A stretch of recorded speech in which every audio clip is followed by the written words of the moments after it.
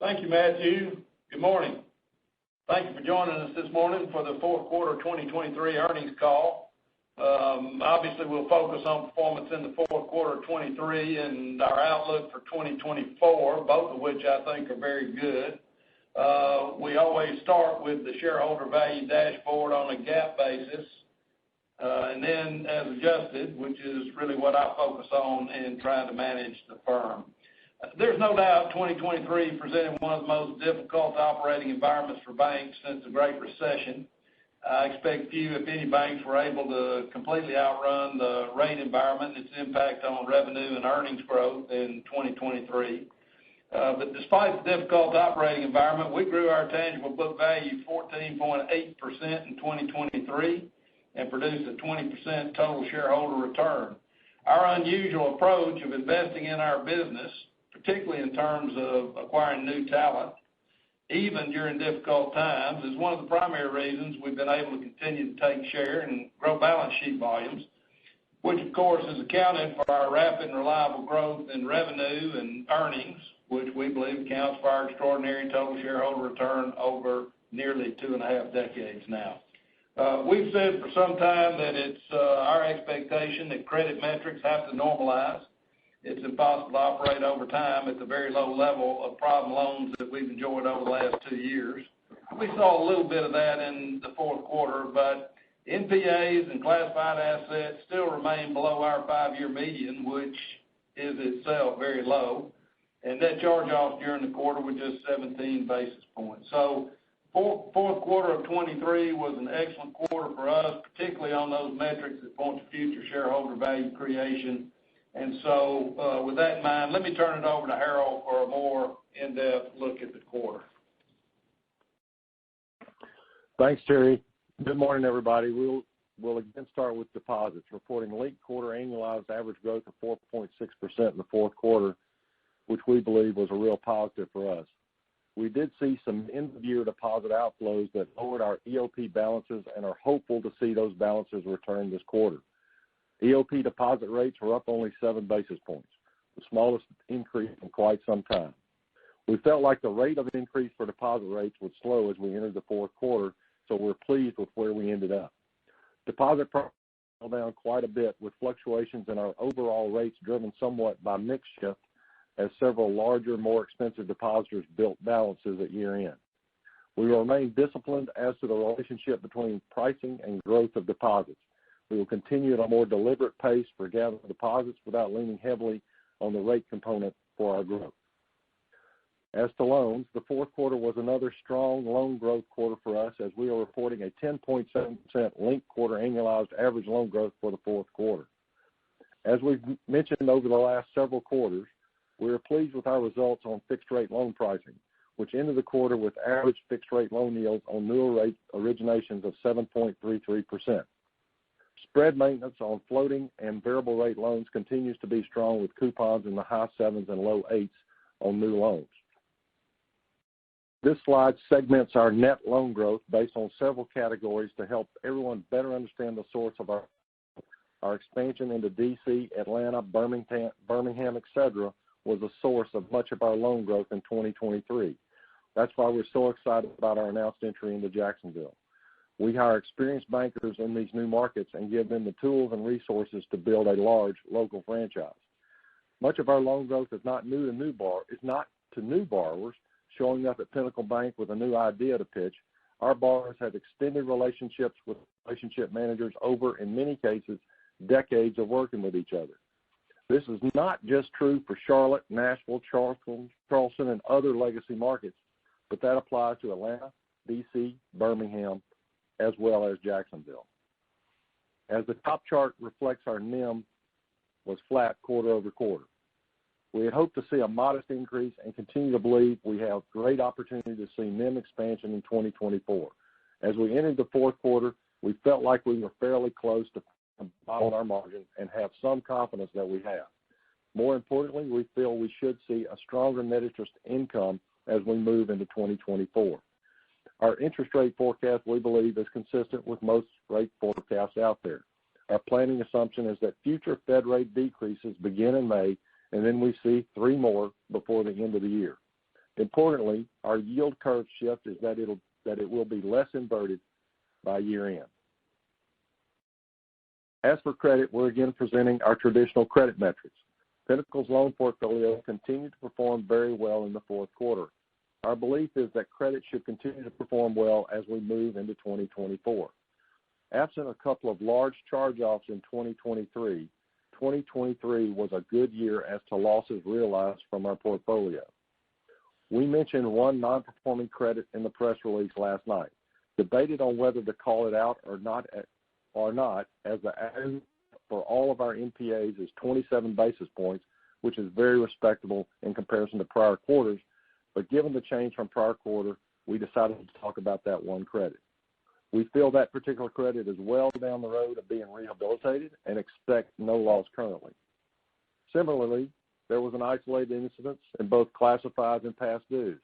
We downgraded a Chattanooga credit to classified late in the fourth quarter, and one credit also accounted for substantially all the net change in past dues. For that credit, the borrower did pay interest current before year-end, but we were past maturity and waiting on the borrower to settle a few matters before granting the renewal, which we anticipate in the next week or so. Concerning commercial real estate, again, some select information. As to the top left chart, construction originations are very selective and reserved for projects where we have a strategic reason to participate. For those that follow regulatory ratios, our 100% concentration ratio was at 84% at year-end, roughly the same as the prior quarter. Our goal is to reduce that ratio to approximately 70% over the next. Appetite for construction lending will remain limited at this time. Secondly, much discussion about renewals of commercial real estate fixed-rate loans, which is the objective of the chart on the top right. Over the next 4 quarters, we will have approximately $500 million in fixed-rate commercial real estate coming up for repricing, where the average rate on these loans is currently around 4.5%. Our current yield target for these loans at renewal will be in the 7.5% to 8% range. Altogether, we have about $6 billion of fixed-rate loans maturing over the next 2 years with a weighted average yield of 4.8%. Thus, we see real opportunity from a repricing perspective for these loans. Now on to fees, and as always, I'll speak to BHG in a few minutes. Excluding BHG and various other non-recurring fee revenues are up 1% to 2% linked quarter. We are very pleased to report that our wealth management units had a strong 2023, and we fully expect the efforts of our wealth management professionals will continue into 2024. As we noted in last night's press release, we accomplished a significant BOLI restructuring program during the quarter as we sought to increase yields on about $740 million in BOLI contracts with various carriers. In the end, we feel like the payback period on the approximately $16 million in charges we incurred during the quarter is around a year and a half. We believe the anticipated tax-equivalent cash yield on our entire BOLI portfolio as a result of all this will approximate 4.5% in 2024 and 5.5% in 2025. This compares to an approximately a 3.4% yield currently. Now expenses. Fourth quarter expenses came in about where we thought.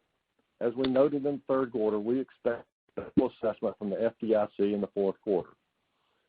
A $29 million FDIC special assessment was recorded in the fourth quarter, which we will pay to the FDIC over 8 quarters beginning in June of 2024. Our incentive costs for the fourth quarter include the final calculations for our 2023 cash bonus awards. The total costs for 2023 were slightly over $46 million. In comparison to a target payout, the plan would have required about $30 million more in cost. So our 2023 earnings include $30 million of incentive savings, which is exactly how the plan is supposed to work. If we hit targets, participants are eligible for target awards. If we don't, then we aren't. I will speak more about our outlook for expenses in 2024 in a few minutes. Capital. Our tangible book value per common share increased to $51.38 at quarter end, up 14.8% year over year. Our focus on tangible book value generation has been a big positive for our firm and has, we believe, benefited our firm meaningfully. Growing tangible book value has been top of mind to leadership over the last several years and has impacted decisioning as management has not been willing to risk significant tangible book value dilution by perhaps building a large investment portfolio. If we had, we could have put tangible book value generation at risk. Impacting capital ratio in the fourth quarter were several matters that we discussed in the press release last night. In addition to the BOLI restructuring and the FDIC special assessment, we incurred a $35 million capital charge for of BHG's adoption of CECL on October 1st, 2023, which was consistent with expectations for the last year or so. Again, this amount did not impact fourth quarter earnings, but did impact our capital and our capital ratios. The chart on the bottom left of the slide details several pro forma capital ratios at the end of this year and how we compared to peers on these ratios as of the end of September. Although we don't anticipate significant changes to the capital rules, we are pleased with these results and believe they will continue to compare favorably to other banks and speaks to our efforts to manage tangible book value effectively. Now to BHG.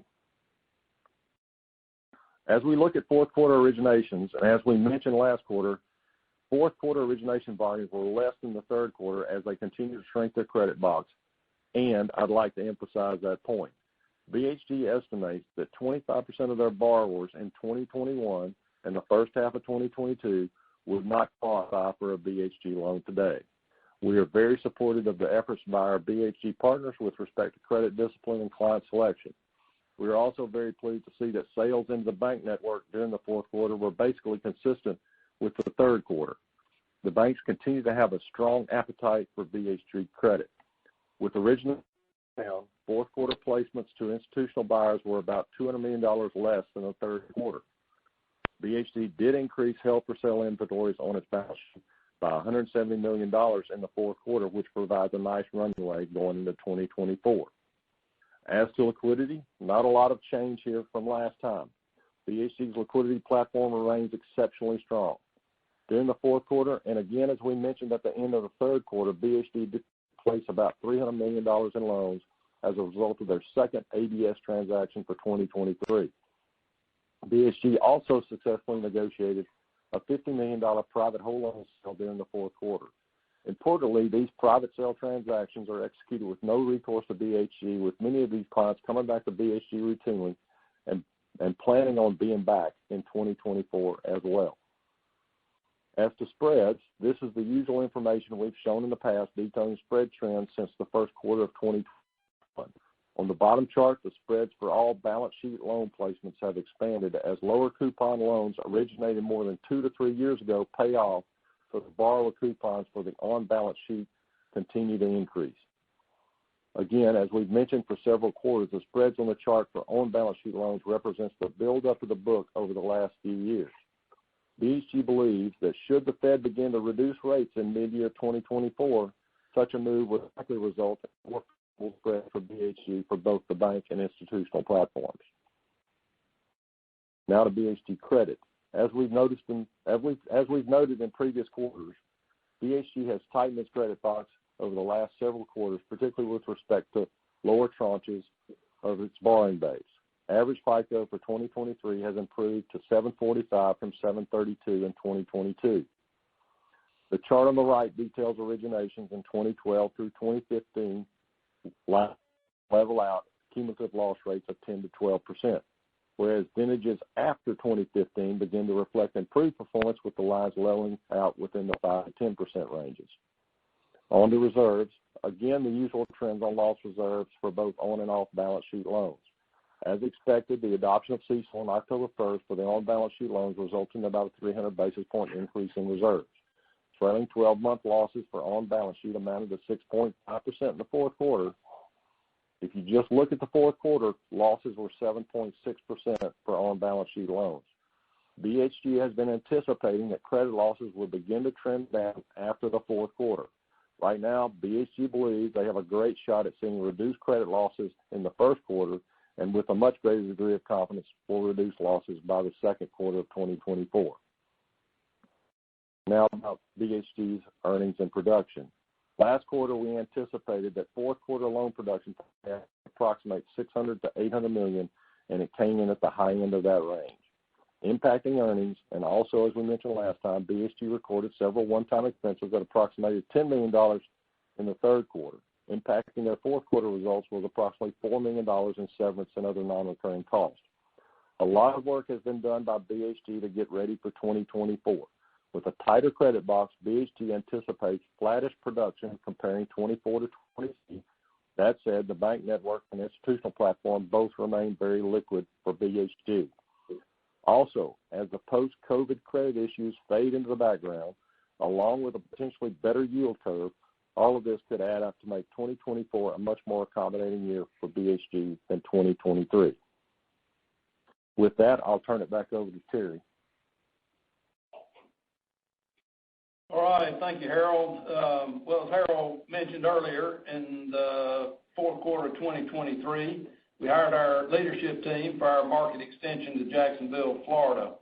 Earlier, when I was discussing the 2023 performance, I highlighted the fact that we continue to invest in our business even during the difficult times, which, in my judgment, has been the key to the extraordinary total shareholder return we continue to produce. One of the good things about 2023 was that it showcased our enterprise-wide risk management system, which provided the necessary guardrails to protect us when a number stumbled, but more importantly, put us in a position to stay the course while many are trying to restructure their business model with major expense initiatives, which may aid short-term earnings but have a devastating impact on long-term shareholder value creation. Our conservative approach to credit, to liquidity, and interest rates, put us in a great position as we continue investing in our business. The risk management system not only protected us, but again, left us a capital base and an ability to continue to grow, which is what we intend to do. Most of you know that our target market has been all the large urban markets in the Southeast, which are so advantaged, where Florida has been our principal void. Most of you have heard me talk about this for a long time. The catalyst for when we decide to extend to a new market is when we have the availability of leadership that we believe can build a $3 billion bank over a 5-year period of time in any of those large markets. Last quarter, I used this slide to build on the fact that having started on a de novo basis back in 2000 in Nashville, we now dominate the Nashville market by almost any measure, including things like FDIC deposit share. And we're actually running faster in the relatively recent startups in Atlanta and Washington, D.C. than we did as we built out the Atlanta market. As you can see here, Jacksonville, Florida is on par with our other large high-growth markets, extraordinarily healthy and rapidly growing. And it's ideally suited us from the perspective of the competitive landscape. It's dominated by the same exact competitors that we've been facing off with for now 23 years. I always try to help people understand this. The size and growth dynamics are really important in terms of the success in the markets that we've been in. But more important than the size and growth dynamics would be the competitive landscape. It's important to have competitors from whom you can take market share. As I've already said, talent availability is what controls the timing. As you can see, our leadership team in Jacksonville is uniquely prepared to build a big bank there. Scott Keith, who'll run that market for us, is a 34-year veteran in that market. He was the former regional president for North Florida at Truist, and he led an 1,100 employee group serving 100,000 clients in that market.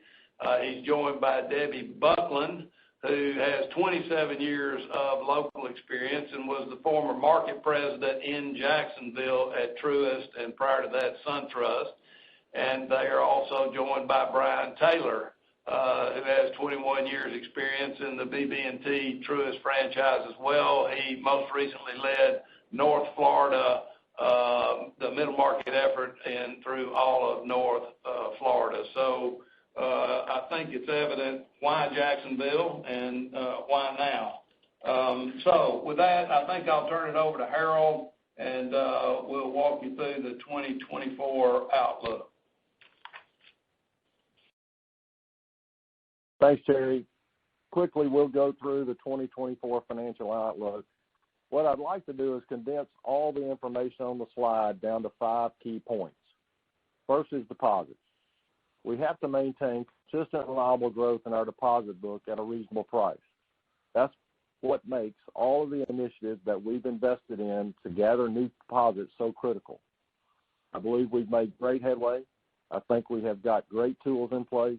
I think we've hired experienced professionals to promote and lead these deposit gathering initiatives. So high single to low double-digit growth seems reasonable. Secondly, BHG. We don't anticipate BHG to have a great year. We do expect modest growth, mid-single, but I think that comes basically from a new firm, one that has the ability to achieve sustainable growth with an intense focus on growing core businesses. We've had a great partnership with BHG, and we believe that the partnership is as strong as ever. We believe the leadership at BHG is focused on the franchise and not on pushing more widgets through the pipe. If credit can get back to its usual run rates by the second half of this year, BHG could have a great year. Loans and loan pricing, primarily fixed-rate loan pricing. We've done well to get fixed-rate loan pricing to their current levels. In comparison to peers, we do quite well, but we can be better. We will continue to focus on that, as I think that will be absolutely critical to our ability to grow net interest income high single to low double digits in 2024. Now I'd like to talk about expenses. It seems like our expense growth rates are always a topic of great discussion. In 2023, we harvested at least $30 million out of our incentive plan to help support our EPS results for 2023. In order to support our people in 2024, we need to have a plan that accommodates upwards of $40 to $50 million in additional incentive expense. As always, we absolutely have to hit numbers. If we don't hit numbers, we won't pay. We've averaged about 80% of targeted payout in my 23 years here at Pinnacle. We are not bashful about using the incentive pool to help support our earnings results. I do think a reasonable expense target at this point for 2024 probably is a range of between $960 and $985 million. So as you're putting together your models, that range seems fair for today. Lastly, earnings. This management group understands to get the share price moving up, you've got to grow core EPS. We believe 2023 was a $6.00 year, so we're aiming north of that. We've looked at peers and have stack-ranked earnings growth rate projections for 2024. Our plan will be comfortably in the top quartile of earnings growth. We have to grow earnings in 2024, so our targets reflect that. To be successful, we can't let expense growth outpace revenues. It's that simple. Hopefully, we can achieve our planning assumptions such that all of our associates earn their incentive while at the same time the share price reflects all the hard work they've accomplished. And with that, Matt, I'll turn it back over to you for Q&A. Thank you. Everyone, the floor is now open for questions. If you'd like to ask a question at this time, please press star one on your touch-tone phone. Analysts will be given preference during the Q&A. Again, we do ask that while you ask your question, please pick up your handset to provide optimal sound quality. Your first question is coming from Ben Gerlinger from Citi. Your line is live. All right, morning, guys. Hey, Ben. Good morning. Curious, if we could just kind of touch base on the expenses, Harold, the good clarity just a second ago. So when you think about just expenses overall, is this entirely going to, or majority going to lenders, or is there some technology or back office spending that needs to be done? It just seems like Pinnacle, getting back to legacy Pinnacle of kind of low double-digit growth is good, but it could put some pressure on PPNR over 2024. Just kind of clarity on where that expense might be going. Yeah, Ben, I'll start, and I'll let Terry kind of add his comments as well on this whole topic. Kind of our non-personnel expense base for next year is fairly reasonable. I think, last night we talked about in the press release that if you exclude incentives, growth rate's probably in the low double-digit range.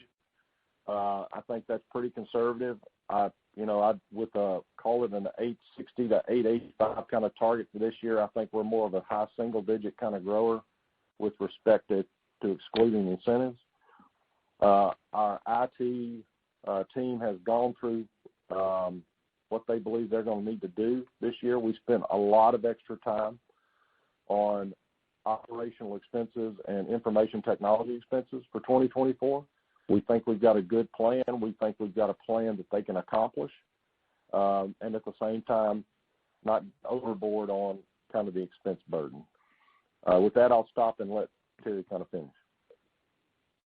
Yeah, Ben, I think to your point, we continue to invest. I think it would be foolhardy not to invest in technology. I mean, you've got all the digital progression, AI, all those sorts of things. So we're not a do-nothing company. We continue to invest in technology and stay current. I think you know about our firm. We're not trying to innovate anything. We're not trying to do something particularly new and different. Our idea is to be a fast follower, and so to do that, we have to stay current. So certainly there are expenditures other than incentive-type expenditures. But one of the things that I guess I would offer for clarity in this company, your question was phrased around, is it all going to lenders? So in this company, 100% of our salaried employees participate in annual cash incentive plan, and 100% of us earn our incentive based on hitting our revenue growth targets, our earnings growth targets, and keeping asset quality strong. So 3,400 people are aimed at that outcome, and that's who gets paid. And so having only paid at a 62% level this year, you would expect most of our associates desire to make 100%. Therefore, we have to run fast enough to produce enough revenue and earnings growth to satisfy the shareholder returns, but get our associates paid, and I think we can do that.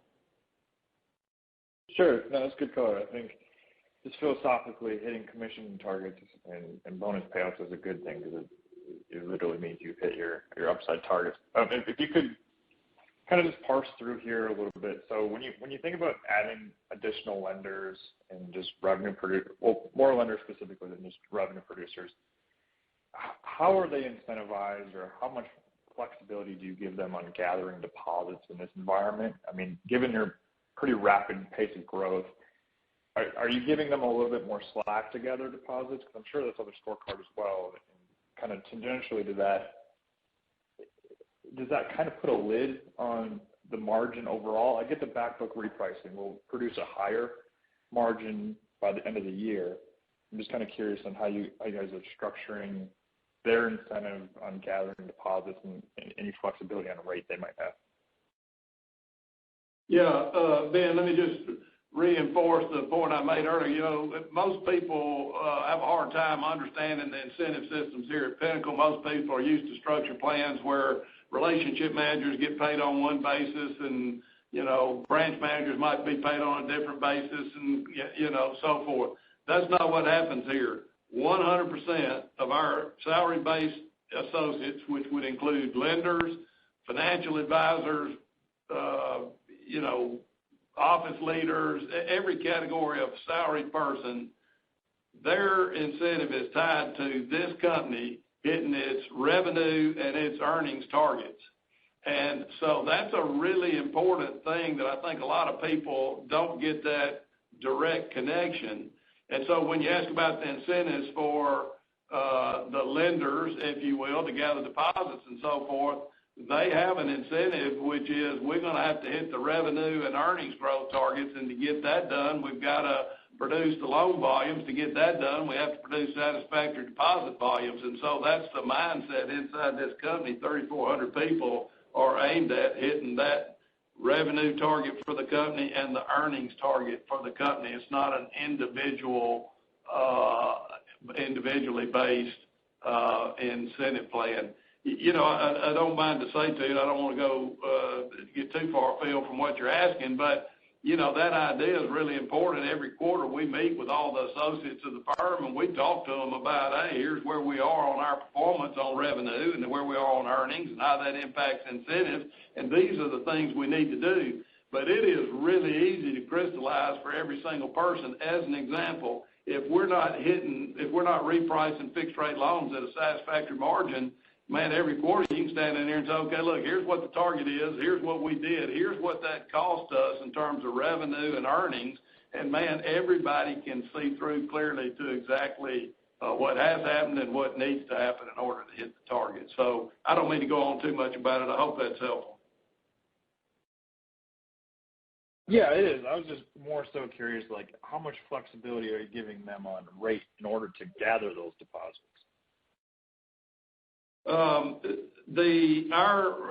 Again, we're getting way down into the philosophy here, but as you know, we hire experienced people. The average experience of the people that we've hired is 26 years. Fundamentally, what we do is try to make sure they know what our targets are and then give them plenty of freedom to execute. Generally, the relationship manager has the flexibility to decide what the price is for the deposits and what the price is for the loans. What happens is, in fact, because of this idea, they know we have to hit the targets. They're not inclined to overpay on deposits or get underpaid on loans and so forth.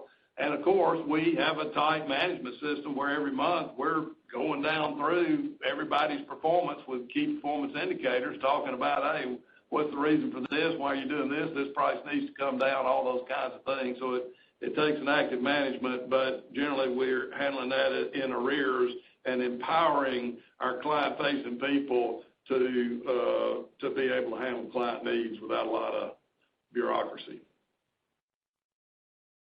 Gotcha. I appreciate it. That's helpful color. Thanks, guys. All right. Thank you, Ben.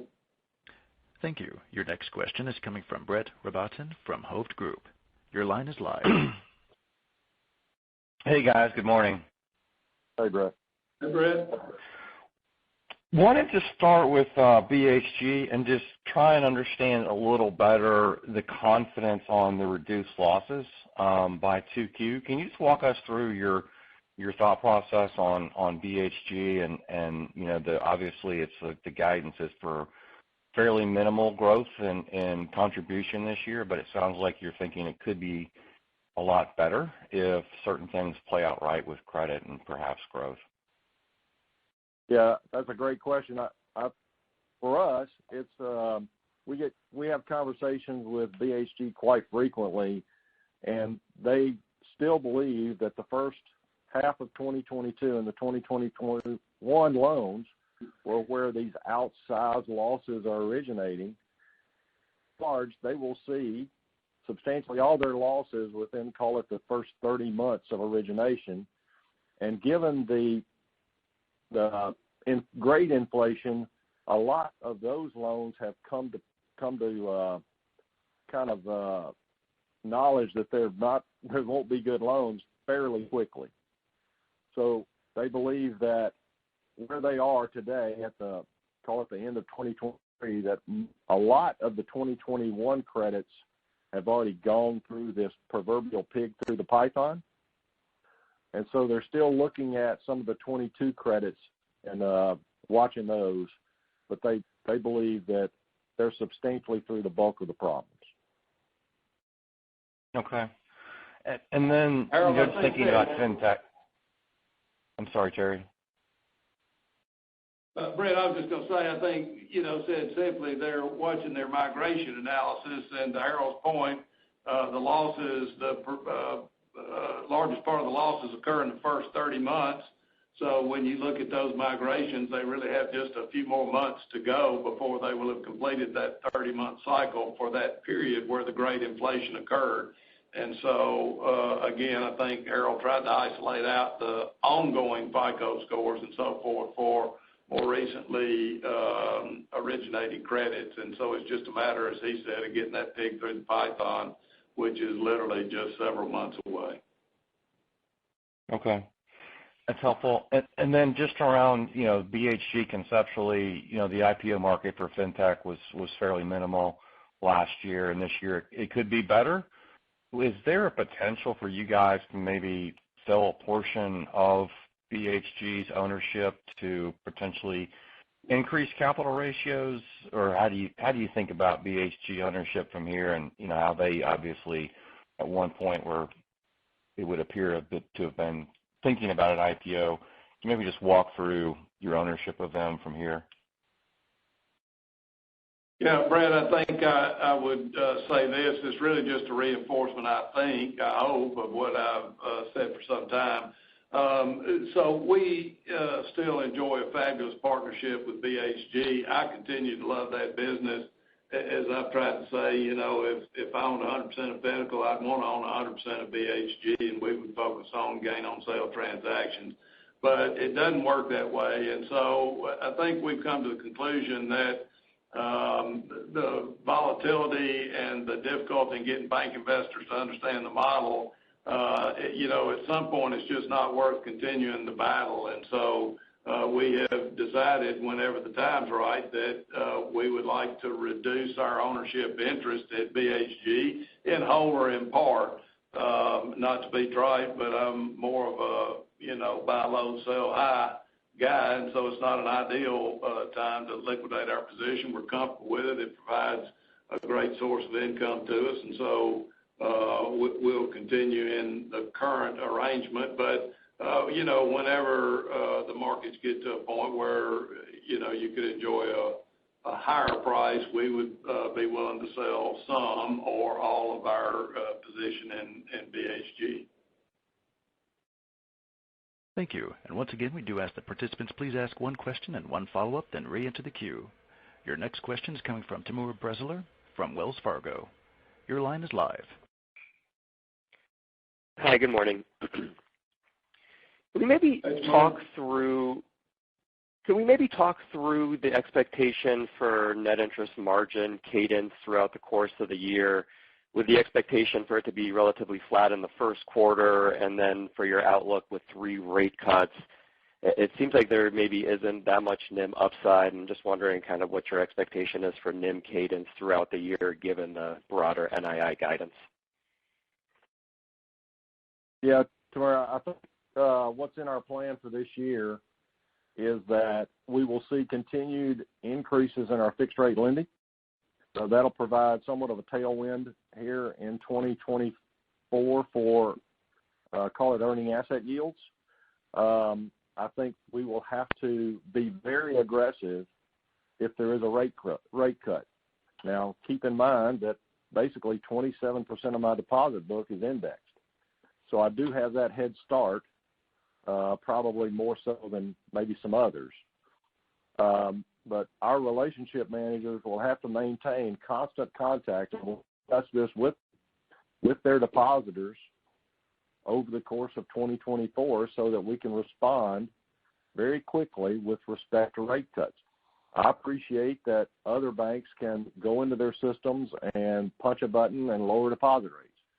We can do that too for some portion of our deposit book, but what it's going to do for us, or what we're going to have to do, is be in touch with our clients in a way that we've probably not been in,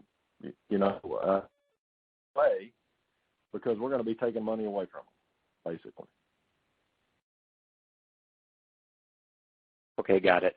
And then just looking at the 2024 commercial real estate maturities, can you talk through what years those loans were originated? And I'm just wondering, for the 2019 and prior vintages, just how different are those credits, given just how different the world is today compared to pre-pandemic? Well, I think most of our commercial real estate loans are probably on a 3 to 5 year kind of term. Most of the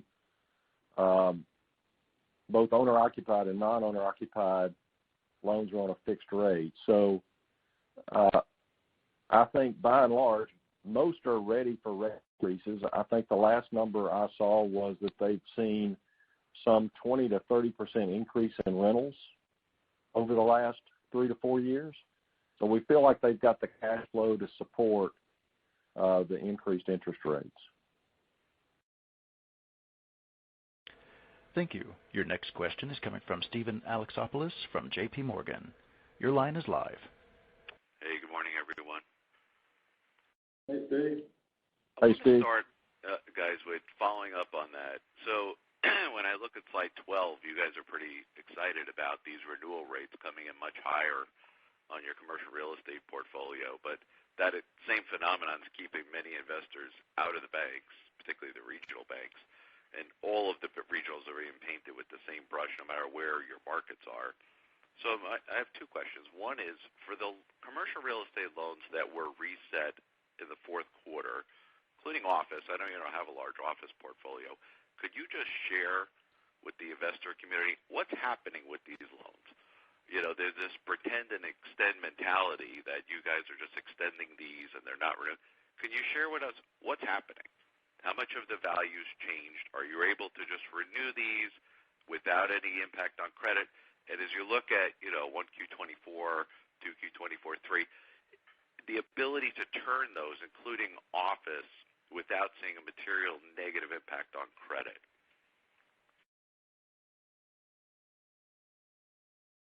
Steve, I'll start. First crack at that. Yeah, I'll start and let Terry clean me up here. I'm not hearing from the credit officers they're having any kind of particularly onerous time with respect to getting renewals accomplished or having to sacrifice concessions or whatever to get these new loans booked.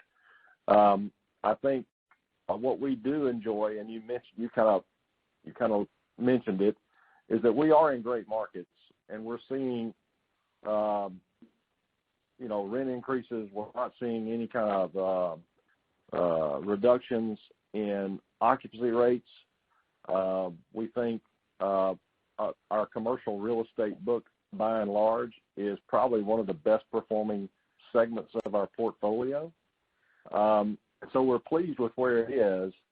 A lot of these developers, builders, borrowers have been with Pinnacle now for a long time, or with their relationship managers for a long time. So we feel pretty strongly that our client selection processes have been good, and so we don't feel necessarily the need to be overly concerned. That said, our credit officers are looking under rocks, everything they can to be prepared should something come up that we didn't expect, and they're having conversations with clients accordingly.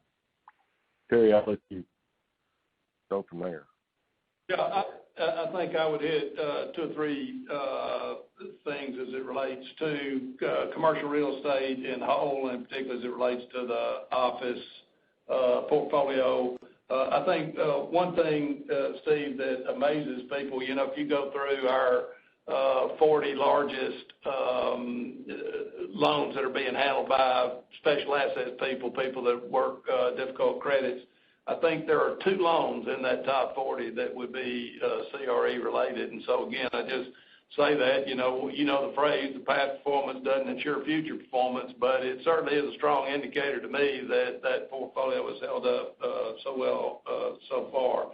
I think one of the reasons that it has is 2 things. One, as we underwrote those loans when they went on the books to begin with in the construction phase and so forth, we always underwrite with a mortgage constant that projects a future constant on what the permanent would take you out at. And I would say, most of the loans on the books would have been underwritten assuming a mortgage constant in the 6.5% or 7% range.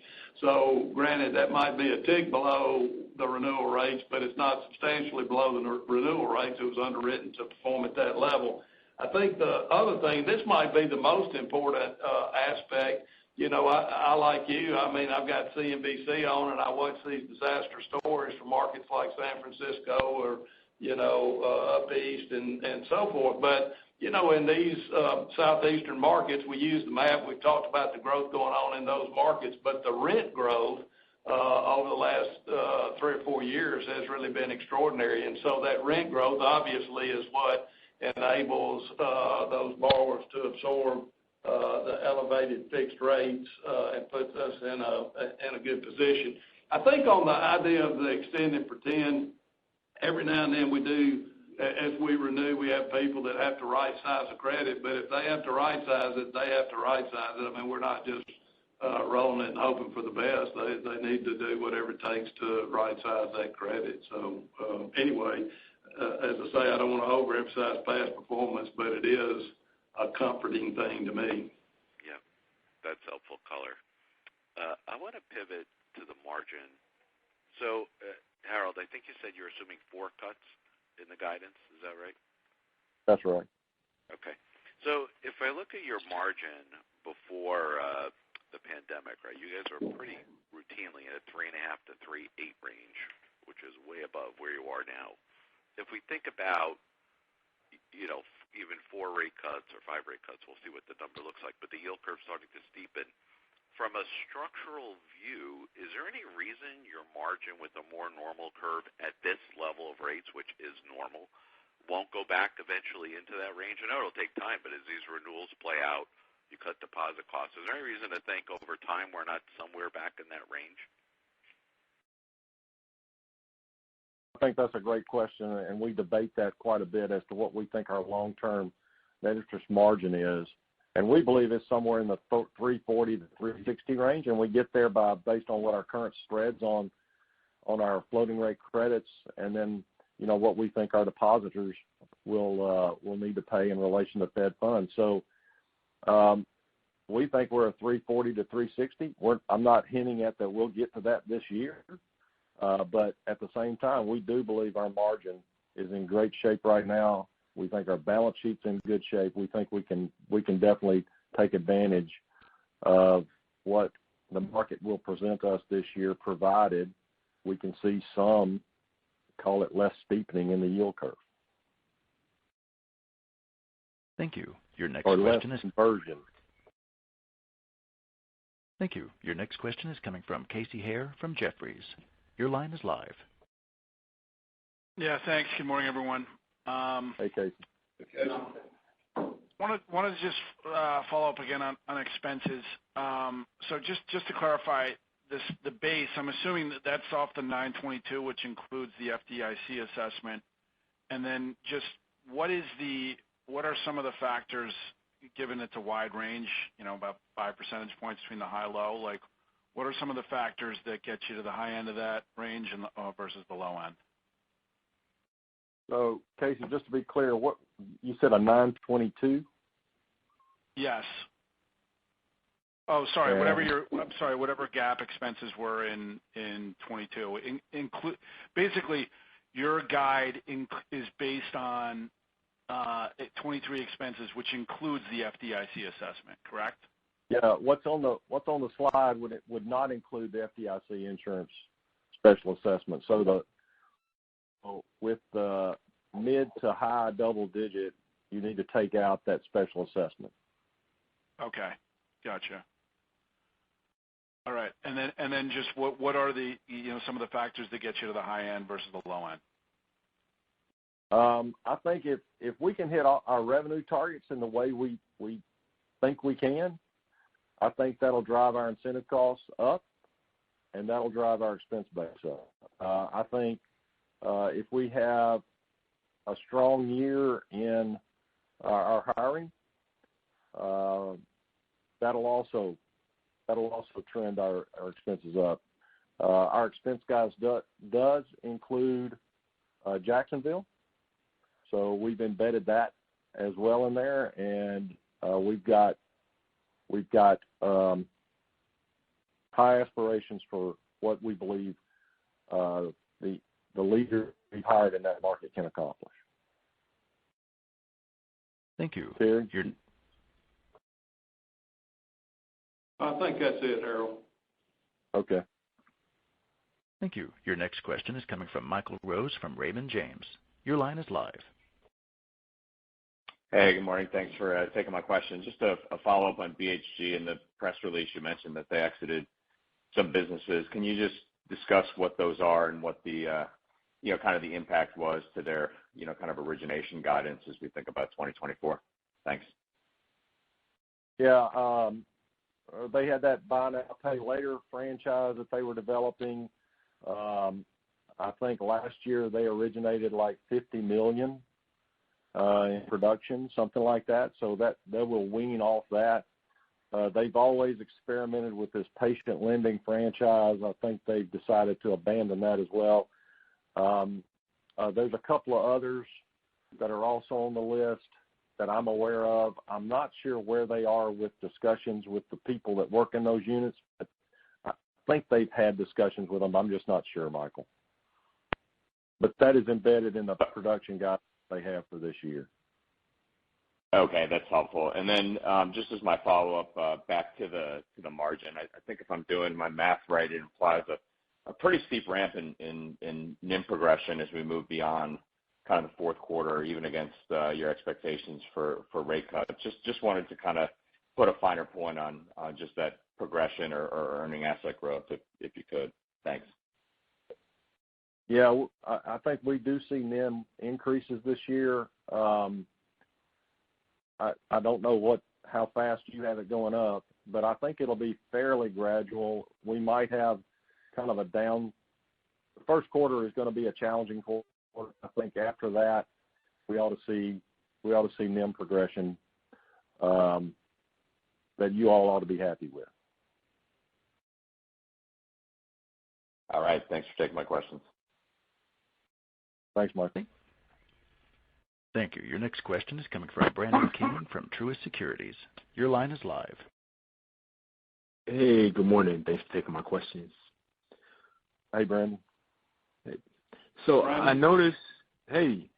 noticed that the spot rate for deposits was lower at the end of the year compared to the average for the quarter. So is it fair to say that deposit costs have already peaked?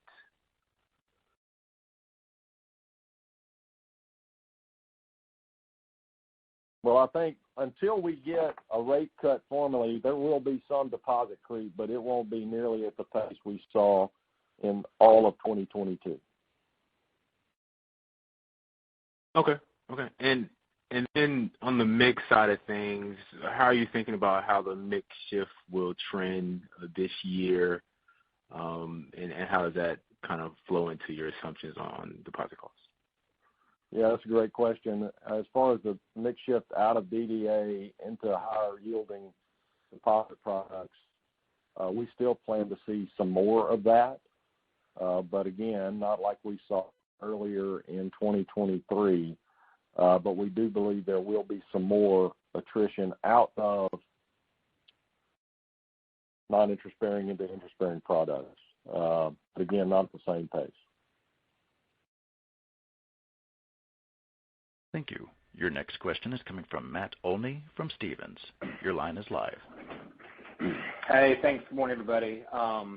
Just wanted to go back and revisit the 24 outlook and what this implies for the year-over-year PPNR growth. It feels like you're trying to say that there will be modest year-over-year PPNR growth, even with the higher expense guidance, but just looking for any clarification around that. Yeah, I think our planning assumption is that we will. I think it will be, if you look at what the peers are looking at for next year, it's a modest at best kind of year for 2024, but we fully intend to outperform the peer group. It probably won't be consistent with, call it, years prior, but at the same time, we fully expect to see PPNR and net earnings accretion in 2024. Okay. Appreciate the clarification. And then just to follow up on BHG, I guess I appreciate the guidance you give us there.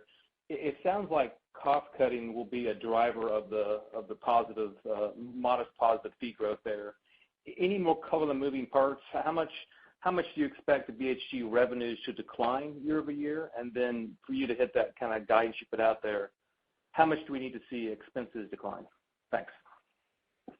Yeah, they had a pretty significant decrease in the fourth quarter from the third quarter. I don't think they'll have that much more here in the next year, but they will see, call it some reduction in 2024 expenses in comparison to 2023. They had a cost-cutting exercise in the fourth quarter. That'll be the primary contributor to that.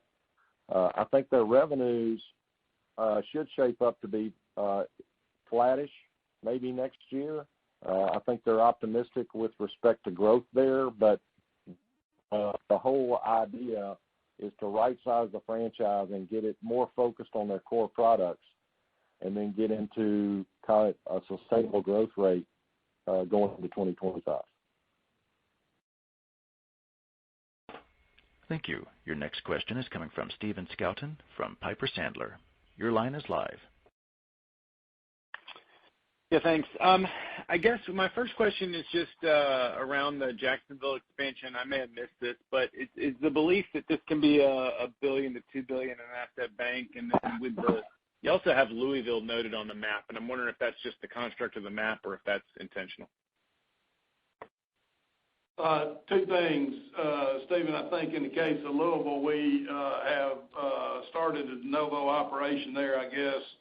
Harold helped me 3 or 4 quarters ago or something like that. So it's an early stage build out using the same model that we have, market leadership with a long career at Wells Fargo that's leading our effort there.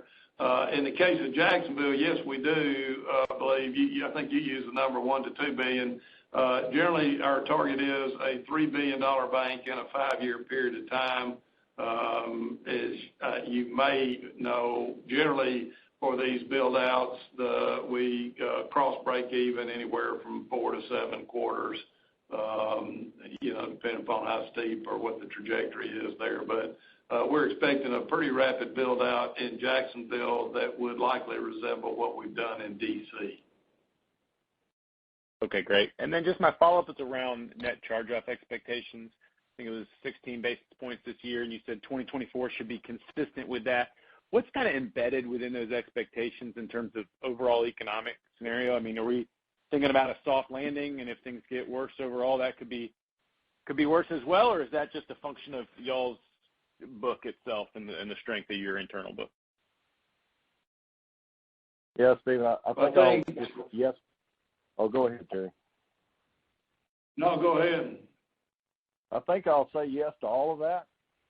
I think, before we release earnings, we have some conversations with the special asset people. We have conversations with the credit officers. They feel pretty good about where the book sits today. They feel pretty good about what borrowers are doing and how they're cooperating with us for those that might be under some kind of special considerations. So we don't sense that, nor do we sense that the company is presenting huge challenges for the portfolio at large. So we think it's really healthy here this time going into 2024, and we believe also that many of the uncertainties that were around this time last year are not nearly as uncertain. Appreciate that we could have a recession. It could be a soft landing, and I believe our assertion as to where we think charge-offs will be in 2024 is under kind of a soft landing, no recession kind of scenario. Who knows what happens if we get into a hard landing. But anyway, I would say yes to all the items that you talked about, Stephen. Stephen, I don't know if it's additive, but yeah, I think our assumption is that we are most likely to have a soft landing, perhaps a modest recession, and given the health and strength and current performance of the portfolio, that guidance ought to hold up. I think to Harold's point, if you have a great recession, I don't think you ought to assume we're going to have 16 basis points in net charge-offs. Thank you. Your next question is coming from Catherine Mealor from KBW. Your line is live. Thanks. Good morning. Hey, Catherine. Catherine. A follow-up on BHG and just thinking about how to model the revenue for BHG next year. If you look back at the size of the balance sheet and the loans that stayed on balance sheet for BHG, that grew a lot throughout 2020 and 22 as they were kind of shifting from the gain on sales strategy to more on balance sheet. And of course, that stalled this year, and the balance sheet was basically flat in 23, just given the rate environment. How do you think about how that looks as we move through 24, just as we kind of think about how much of origination stay on balance sheet versus how much go out to into the bank network? or move off balance sheet in the private sales transaction? Yeah, I think what's going to happen this year is, I believe, based on conversations I've had with their CFO, you should see more headed into the bank network this year than last year. I think it was fairly close to an even split in 2023. I think they'll try to lean into the bank network a little more this year than last. I think still are planning one or two ABS issuances here in 2024. They were able to get one accomplished in the fourth quarter, which we think was great news for them. But yeah, I think they will use the bank network with a little more intensity in 2024. Okay, great. And then on just the big picture kind of 24 outlook and just thinking about EPS growth, and I know you've kind of answered this in bunch of different ways, but I mean, your target for actually maybe question one is, what is the incentive comp in 24 versus 23? I think it started out the year at 125 last year. So curious what that looks like for this year, assuming a full payout. And then maybe within that, I'm assuming that even with a full payout, that is assuming you're going to grow EPS year over year, kind of off of a, let's call it a $7 number in 2023. And so, again, just want to reiterate, there isn't a scenario where you're going to have this kind of mid double-digit expense growth pace and have decline in EPS or have, mid single-digit revenue growth. And just want to kind of clarify how you're thinking about how those two pair together and ultimately what you think is an appropriate EPS growth rate to have in 24 to get a full incentive comp pay. Yeah, as we put together kind of the earnings number, and we've hesitated to do this in the past, but I think it's probably beneficial to do it. We're talking low to mid single digit kind of earnings growth for this year. And so with that, what we have to do is build a plan that will get our associates their incentive. We're starting at, call it 120% of target, and then we'll tier it upwards to where we think our earnings number needs to be for the year. And it'll go all the way down to zero as far as payout. Last year, where you're right, we started at 125, we ended at 62. So basically, from what our associates were looking at the beginning of last year to work it out, we cut it basically in half. For 2024, we're starting with call it 120% payout, and that number is somewhere in the $100 million range, if we can afford it. But you're right, the earnings have to show up, and if they don't show up, that $100 million gets, begins to get less fairly quickly. Hey, Catherine, I might jump in and add to Harold's comments, and I know you know this, but I get questions over time which make me believe some people don't understand this. But that earnings target that gets set there, we've never set it to be less than the top quartile. As you know, this year, top quartile is not all that high, but again, we are projecting earnings growth here.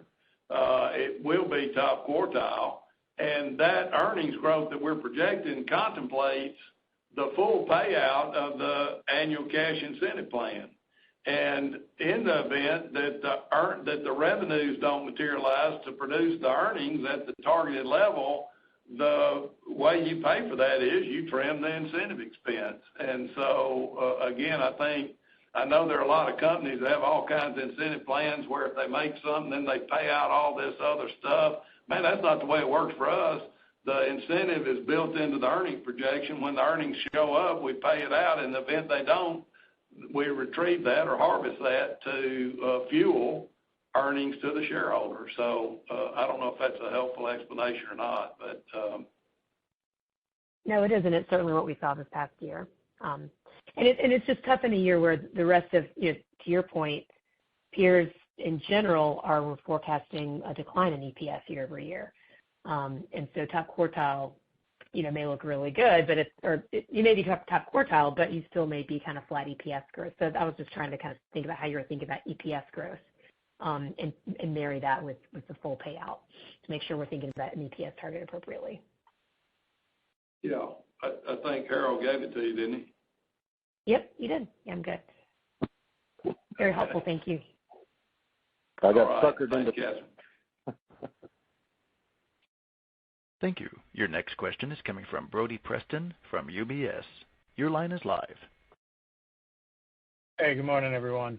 Hey, Brody. Harold, I'm sorry to beat a dead horse on expenses, but I just wanted to put a pretty fine point on it. So, excluding the FDIC surcharge, you're at $858.8 million of expenses for the year.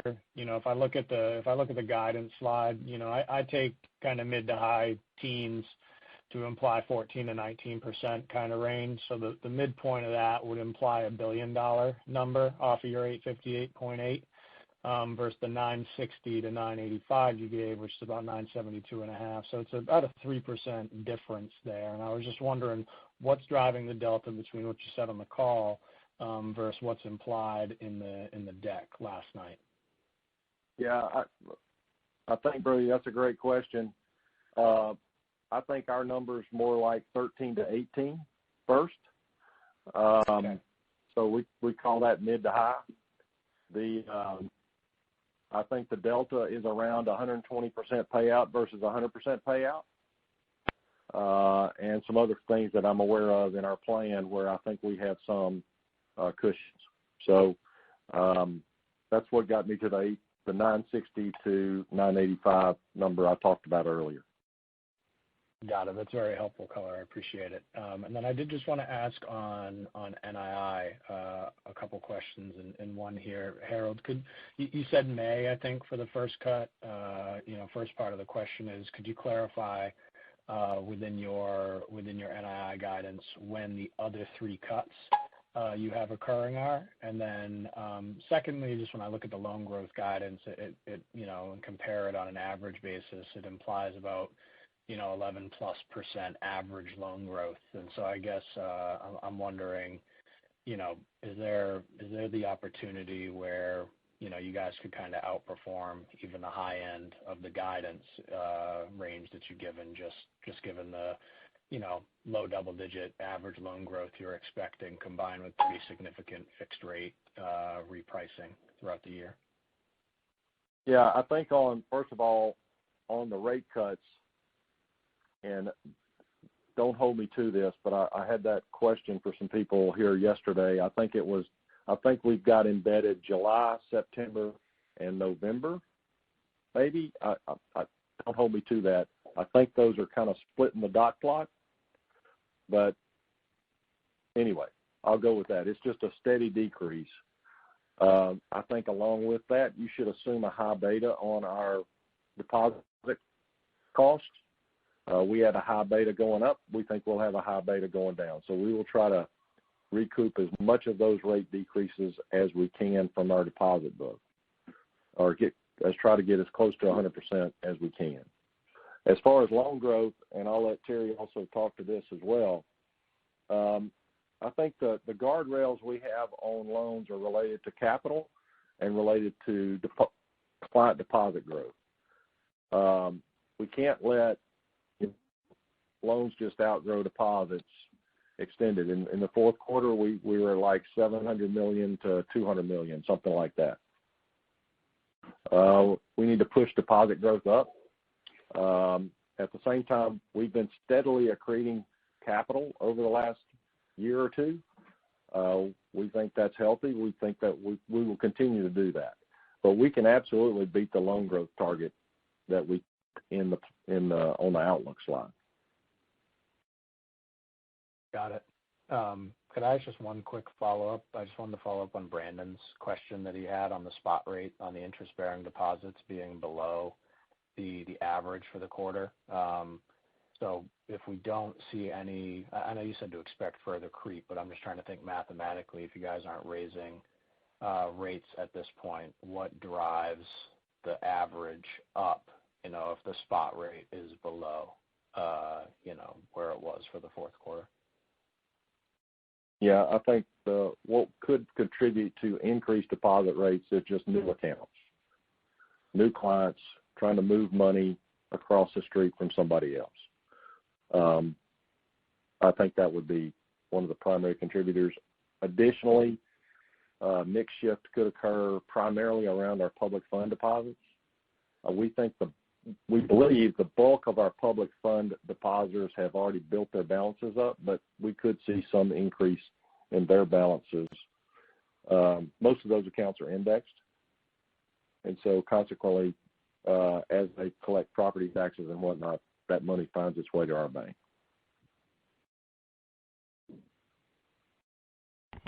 Thank you. Your next question is coming from Brian Martin from Janney Montgomery. Your line is live. Hey, good morning, guys. Hey, Brian. Hey, just a couple easy things. Terry, just the hiring outlook. I think last quarter you talked about it maybe being a little bit better in 24 than 23. Is that still your expectation? Or just kind of, especially with Jacksonville, how are you thinking about hiring in 24? Yeah, I think we had a little bit of a reduction in the hiring pace in 2023 from 2022. I think we're likely to migrate back somewhere closer to the 2022 level of hiring. And to your point, Jacksonville will be a big contributor to that hiring. Gotcha. Okay, and I think you guys talked in the slides about some deposit initiatives. Just to your last point, Harold, about getting the deposit growth you need for the loan growth. Are there any new initiatives you have in place, or is it just the ones you talked about in the past? Yeah, it's the ones we talked about in the past. Terry, why don't you take the rest of it? I would say that, we enumerated or talked about 4 in the past. We introduced 3 more toward the tail of 2023, and my expectation is we'll probably introduce 2 or 3 more over the course of 2024. I think the 3 additional specialties, probably the one that holds the most opportunity for us is focused on all manner of escrow accounts, whether it be 1031 exchanges, mortgage escrows, attorney firms, all those kinds of things. But we believe that we have an advantaged software capability for people that are running as agent on escrow money. We think we've got some advantaged software that's helpful there. And look for that to be the biggest of these most recent 3 product specialties that we've introduced. And so I think what's important about it, Brian, is 2 things. One, the size of the market is huge. We have an advantage product which ought to let us penetrate it well. But the second thing that's really important is most of that money is either no cost or low cost money, and so that's a powerful specialty that we have.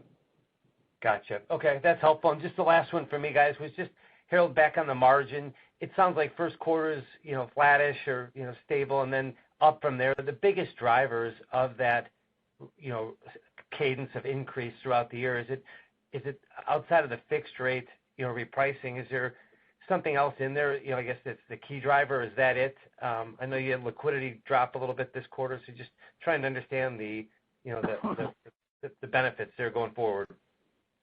Yeah, we do have some liquidity shrinkage over the course of the year. That will be a contributor to the margin primarily, not necessarily net interest income. But we do intend to be very aggressive on reducing our deposit costs. Yeah. I think we determined that based on what happened during the liquidity crisis last year, that and our ability and the fact that we raised rates so aggressively, that we've got the ability to lower. And I believe a lot of the large caps are talking about that they're still trying to catch up on deposit rates. Well, we think we're pretty much already there. So gotcha. Anyway, we fully intend to take advantage of rate cuts on our deposit book. Okay, perfect. That's all for me, guys. Thank you. Thanks, Brian. Thanks, Brian.